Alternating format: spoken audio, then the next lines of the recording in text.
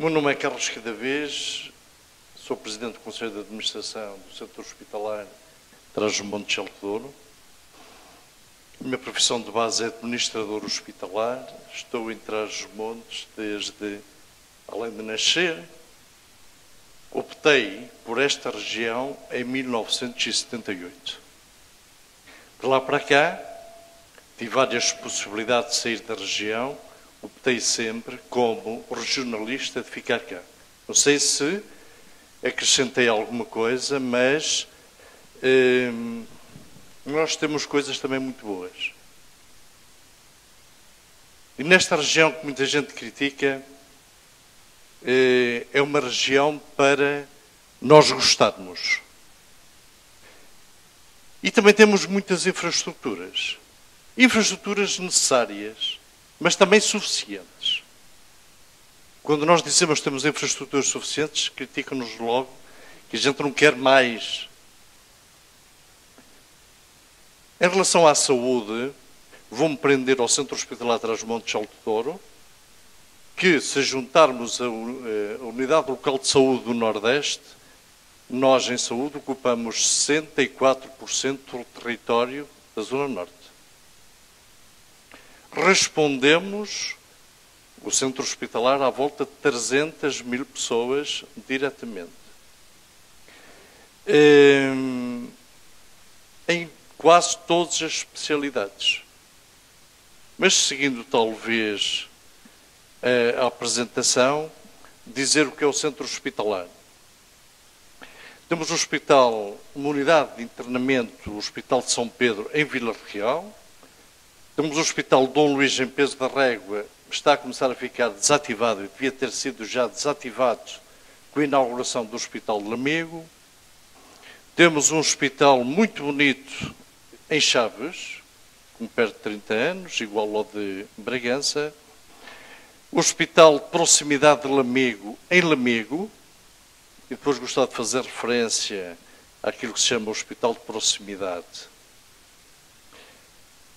Uma unidade de cuidados continuados de convalescência e de cuidados paliativos, hoje em dia cuidados paliativos, em Vila Pouca da Aguiar, e a expensas do Centro Hospitalar de Trás-os-Montes de Alto Douro, e posso lhe dizer, os custos são nossos, ninguém investe lá, neste momento, como na rede nacional.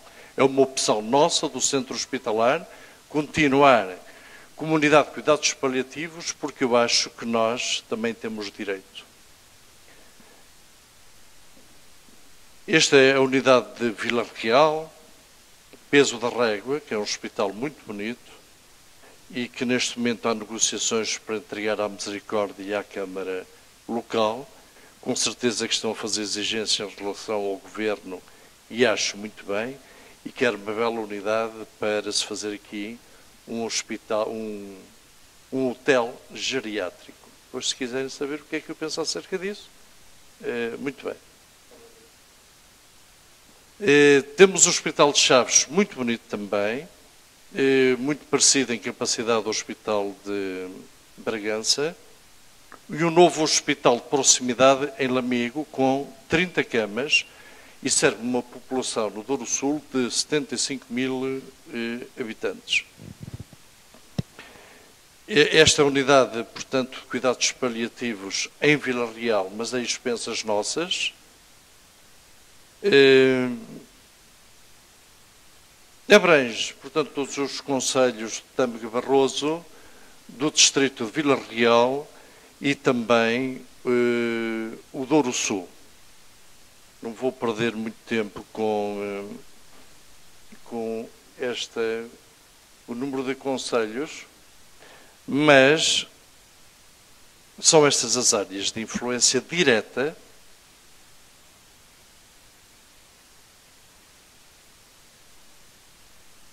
e estes são os serviços de prestação de cuidados. Neste momento, estamos organizados em departamentos,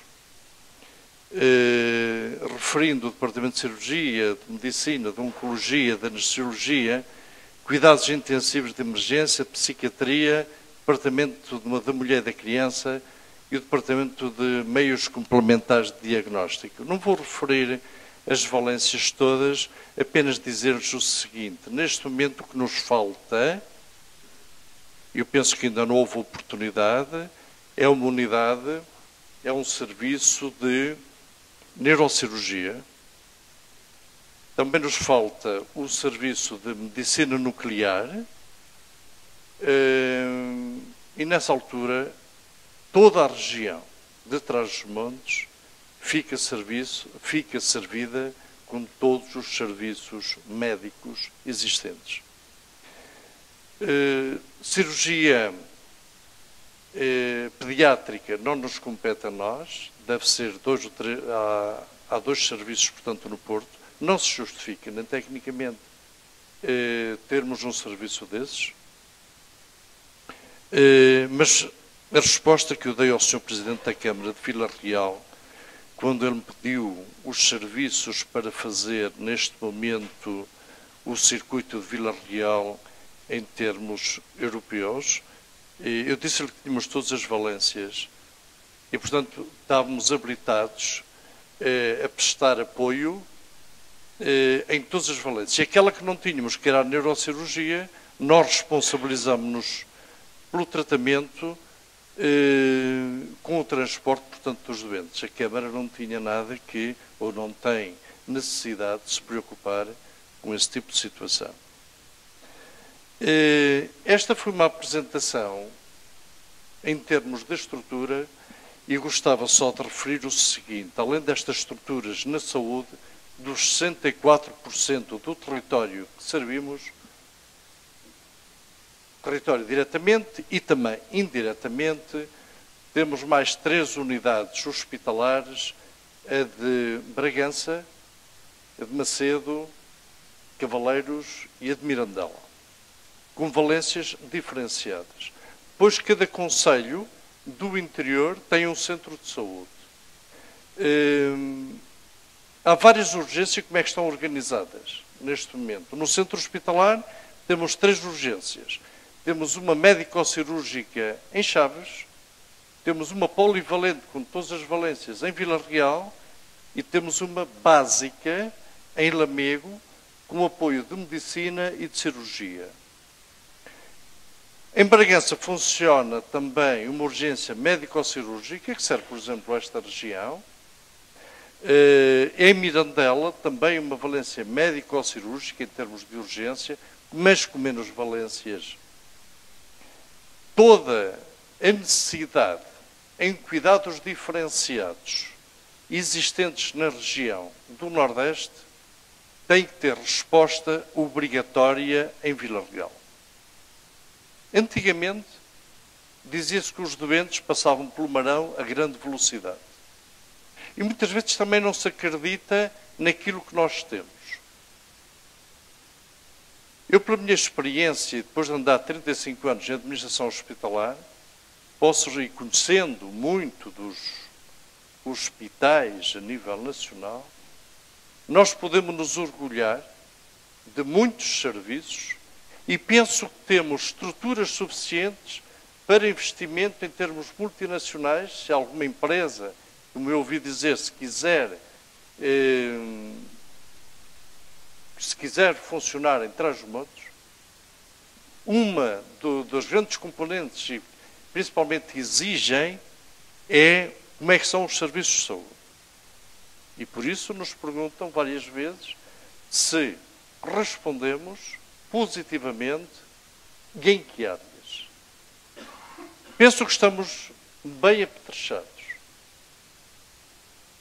E havia rivalidades muitas vezes em termos de saúde, como em termos de Câmara, como em termos de região.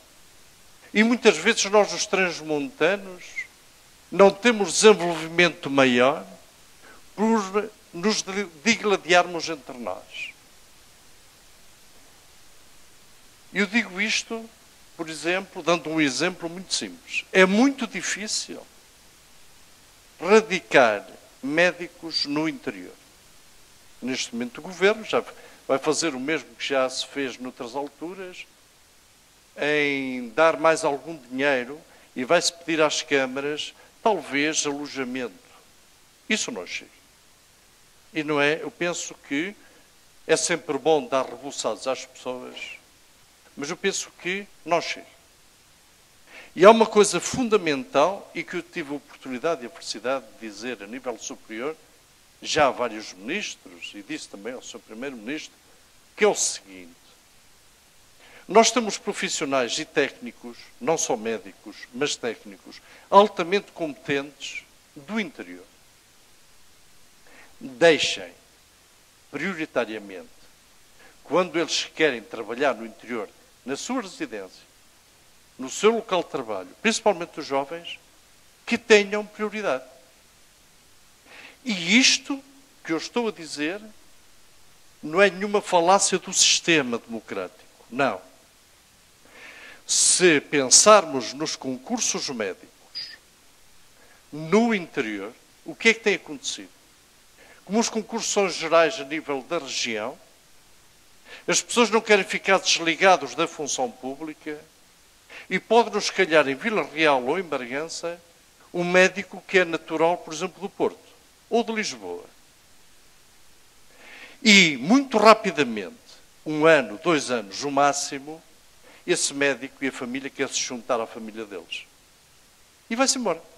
E hoje em dia, com o contrato individual de trabalho, apenas tem que me avisar com 60 dias de antecedência e, infelizmente, hoje tive que assinar 2 casos desses. Vão-se embora. Anestesistas, urologistas, que nós precisávamos deles. Então, e porquê é que não deixam? Uma médica de medicina interna que está em Santiago de Cacém, que é a doutora Cátia, quer ir para Chaves. Ela pertence a Vila Pouca de Aguiar. Tem lá os pais, já com determinada idade, e quer apoiar a família. O que eu fiz também em 1978. E ela quer vir. Porque é que é difícil isto, ela vir? Porque é que ela foi obrigada a concorrer a um concurso público nacional, querendo vir para a terra dela, foi colocada em Santiago de Cacém? Porque é que eu não hei de poder contratar, e porque preciso, 2 médicos de pediatria para o Hospital de Chaves, porque são de lá, estão a trabalhar em Braga, e eles querem vir? Porque é que não ter prioridade, sendo da região, e virem? Isto não é democrático? É que eu prefiro as pessoas que querem vir e que vão residir alguns anos, do que aquele que vem obrigado para entrar para o Sistema Nacional de Saúde e na primeira oportunidade vai-se embora. Hoje de manhã, antes de vir, fiz um acordo verbal à transmontanas, quando não há leis, é assim que eu costumo dizer. Desses acordos verbais entre nós ainda dão e resultam. Eu às vezes faço acordos que até me envergonham. E estão a seguir-se. E envergonham-me porquê? Porque eu sou o representante máximo do Estado na região, contrato um médico que se chama Dr. Paulino, que era o diretor clínico da CUF, para ter o serviço de hemodinâmica a funcionar em Vila Real, que é um dos melhores a nível nacional, e que, de alguma maneira, serve todo o Trás-os-Montes. Deixa-me elogiar só este serviço de hemodinâmica. É onde se fazem os célebres cateterismos. E o ter sorte, às vezes se dizem as pessoas, temos sorte. O ter sorte é depois de muito trabalho e de muita competência. Não fui eu que inaugurei o serviço. O serviço está a funcionar há 7 anos. Com muita dedicação dos médicos que lá estão. E de há 7 anos a esta parte fizeram-se 7.000 cateterismos. E tivemos então a sorte, nunca tivemos nenhum azar. Não há nenhum serviço a nível nacional com esta sorte. Portanto, eu só me posso orgulhar disso. As nossas urgências, se funcionarem bem, respondem adequadamente. E os serviços de saúde, como disse o Sr. Presidente da Câmara, era só uma referência que eu queria fazer, é o seguinte: não são só estabelecimentos hospitalares. Isso nós temos. Não precisamos de mais. Talvez, não só em Portugal, como no estrangeiro, a solução da necessidade de camas, haja outra forma de resolver. Com projetos da sua instituição, e depois, se quiser, eu direi como, porque temos um projeto nesse sentido, sem camas, para atender as populações, e vamos começá-lo dia 4 de fevereiro, no Douro Sul, com o apoio da UTAD e da Universidade de Aveiro, que é prestar cuidados diferenciados às pessoas em casa. Quando não é necessário ir ao hospital, porquê é que as pessoas vão ao hospital? Porquê é que vão gastar dinheiro? Porquê é que temos as urgências, neste caso, eu tenho 3 urgências, cheias, fala-se todos os dias desse tipo de situação. Porquê? Se muitas vezes as pessoas que lá vão é com medo, ou porque não têm condições em casa, ou porque não têm um médico disponível para os tratar. Porquê é que então os serviços de saúde não hão de ir à casa das pessoas? Faz-se isso em relação aos cuidados primários. Porquê é que em termos diferenciados não se faz isso? Está-se a fazer em Espanha, na zona de Barcelona, com muito sucesso. Está-se a fazer em França, no centro de França. Em Inglaterra há um hospital que só tem 4 ou 5 funcionários da administração no edifício da Segunda Guerra Mundial. Tem à volta de para 100 médicos, mais 100 enfermeiros. Nunca se veem. Andam em casa das pessoas numa região de 150 mil habitantes. Com certeza, e se precisar tratar intensivamente essas pessoas, como é? Não é em casa, não. Tem que ter uma cama disponível numa unidade hospitalar. Mas aí é o médico que diz, faz favor, venha a ambulância e leve-se este doente para. Eu penso que, modernamente, podemos agilizar este tipo de situações com muito mais eficácia. Não quer dizer que temos tudo, já acabaram os minutos, não quer dizer que tenhamos tudo, porque precisamos de mais um acelerador linear, são 2.500.000 euros para responder a toda a região. Precisamos da medicina nuclear, que são mais 5 milhões de euros para fazer um edifício e comprar as máquinas, mas isso é o mais fácil. O mais fácil é fazer edifícios. O pô-los a funcionar e as máquinas precisa de recursos humanos. E eu concordo ali com o meu antecessor, o Sr. Engenheiro, o que nós temos mais valioso são os recursos humanos.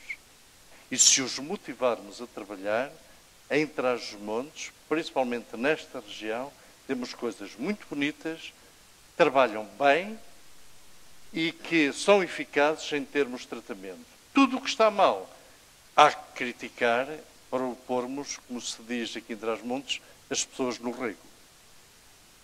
Mas, em termos de serviços de saúde, se olharem para nós, democraticamente, os governos, e se pelo menos, eu já não digo gastarem a média nacional, o per capita das pessoas, eu acho que temos direito.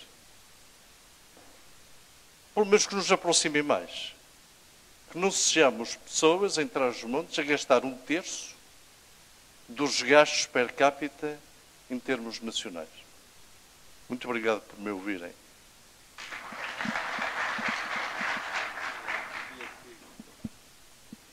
Ia começar aqui com uma pergunta que recebemos de uma pessoa que nos está a ver na transmissão online e que nos pergunta como é que é possível que esteja tudo bem quando temos notícias diariamente, incluindo no seu centro hospitalar, sobre falta de médicos e grandes tempos de atendimento nas urgências. Eu não disse que estava tudo bem. Vocês convidaram-me para dizer as infraestruturas que temos. Exatamente. São necessárias, são suficientes. Mas julgo que isto terá sido na sequência do que começou por dizer que foi que estávamos bem servidos ou tínhamos o suficiente. Acho que foi isso. Não, disse em termos de infraestruturas. Faltam-nos investimentos em termos de serviços, como eu ainda agora acabei de falar. Com certeza que queremos a neurocirurgia a funcionar, queremos a medicina nuclear, que eu ainda não tinha falado, falei agora a primeira vez, e queremos também um segundo acelerador linear para termos garantia de tratamento de todos os doentes do interior em termos de oncologia.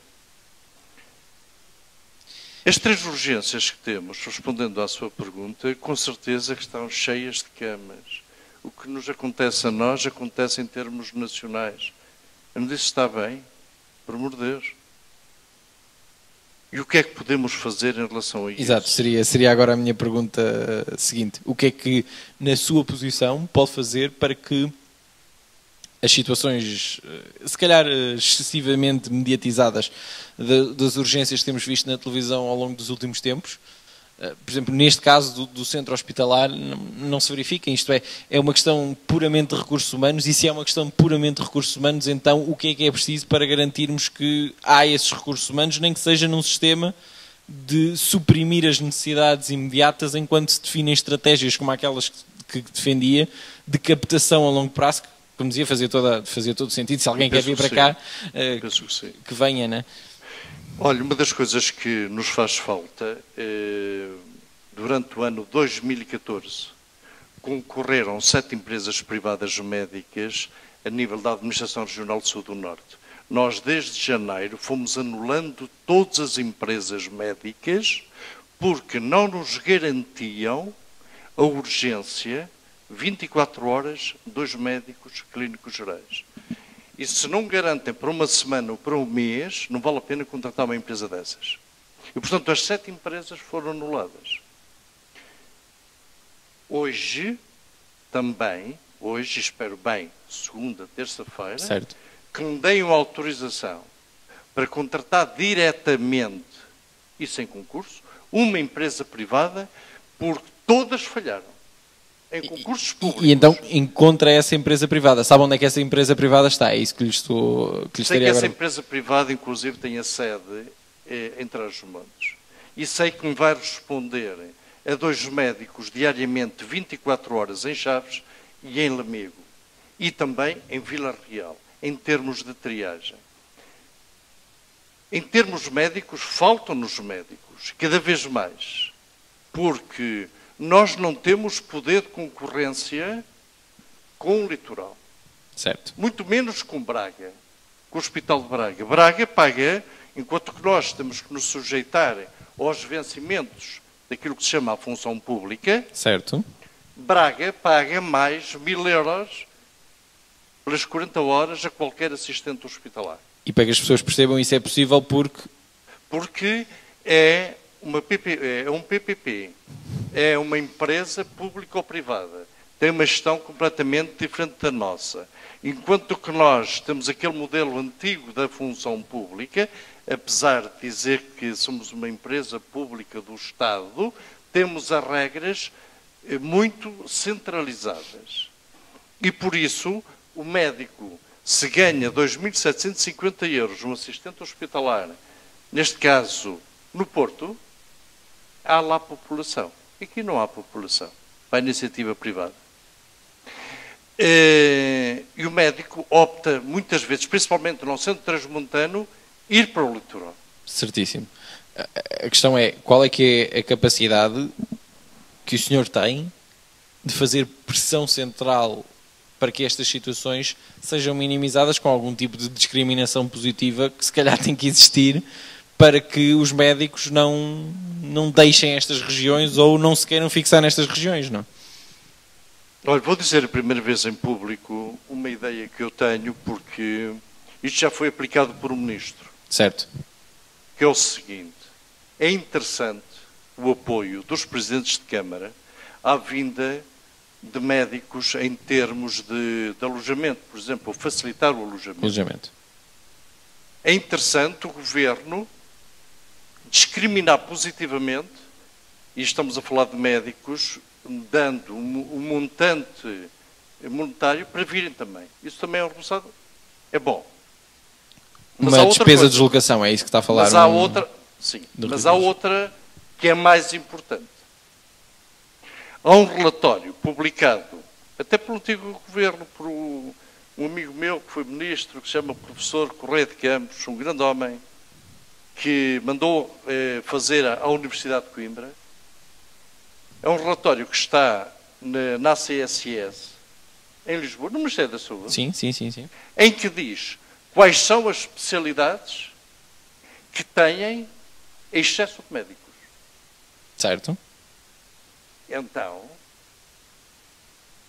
o Sr. Ministro da Saúde, quando publicar os concursos públicos, se não der prioridade, por exemplo, a quem é da região vir, faz o seguinte: proíbe os hospitais que têm excesso de médicos em termos de valências e nessa altura vamos receber os médicos no interior.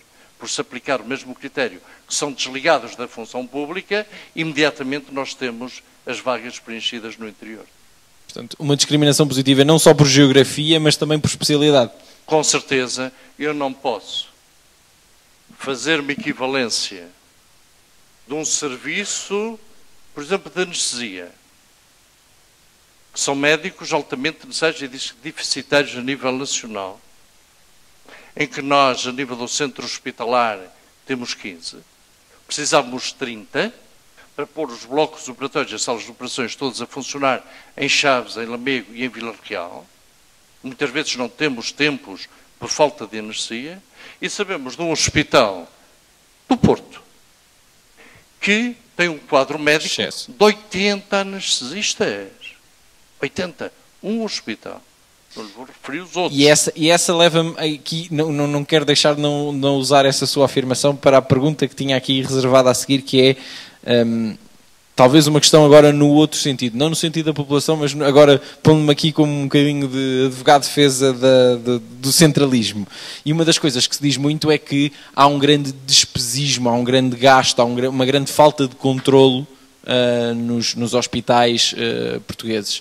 E o que lhe perguntava aí é, em recursos humanos, mas também em material, o que é que os hospitais podem fazer para se tornarem mais eficientes e para, se calhar, um gasto exagerado que há, no exemplo que estava a dar, em anestesistas que provavelmente não estão efetivamente a trabalhar, não estão efetivamente a executar, como é que nós podemos localizar esses fundos para coisas que efetivamente são necessárias? E quem diz anestesistas a mais, diz medicamentos que saem e que se calhar às vezes não deviam sair, e todas essas questões que pronto, certamente sabe até melhor do que eu, do que pelo menos se diz que acontece.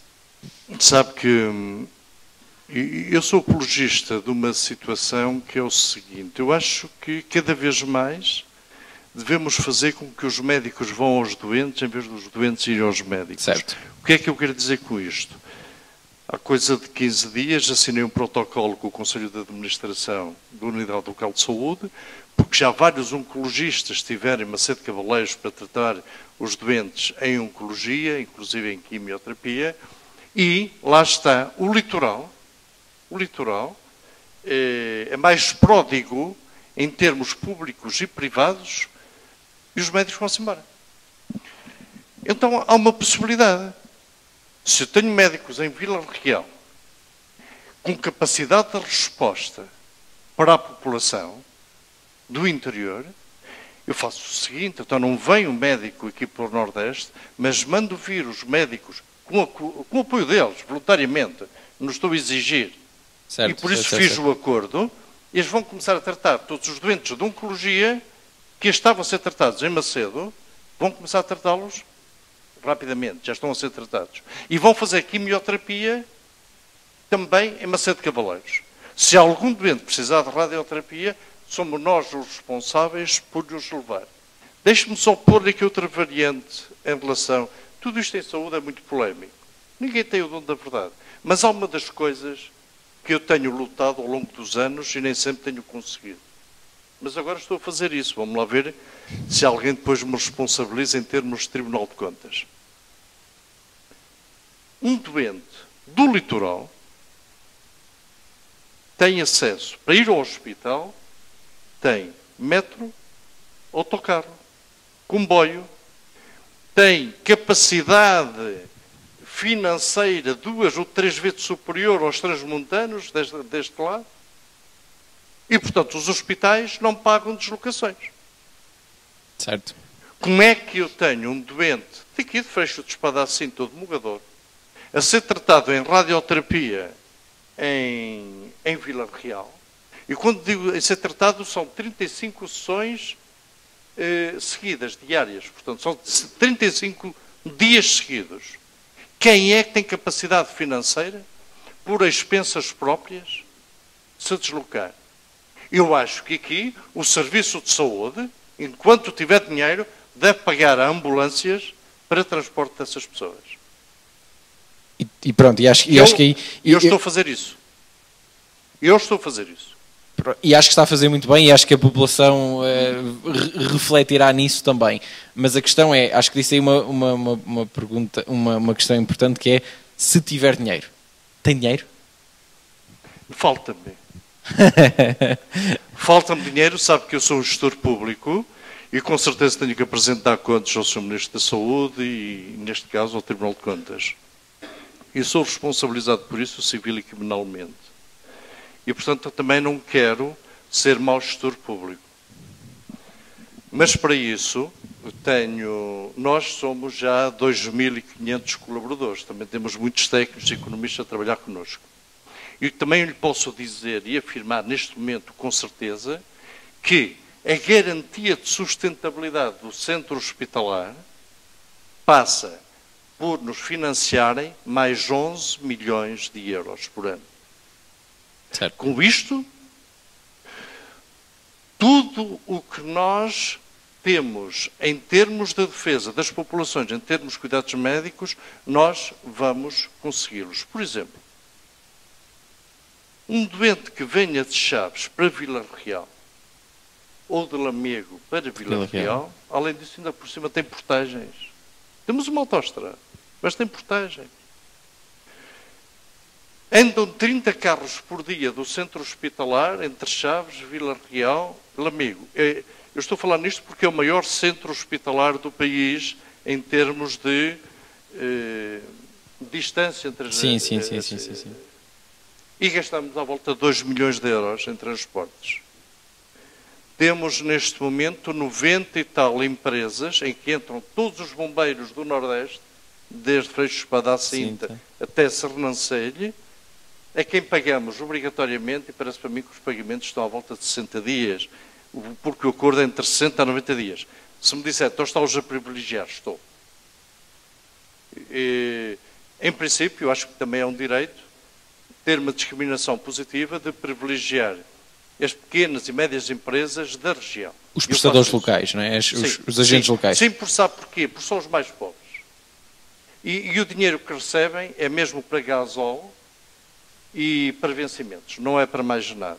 E num caso destes, eu privilegio sempre as entidades em termos locais.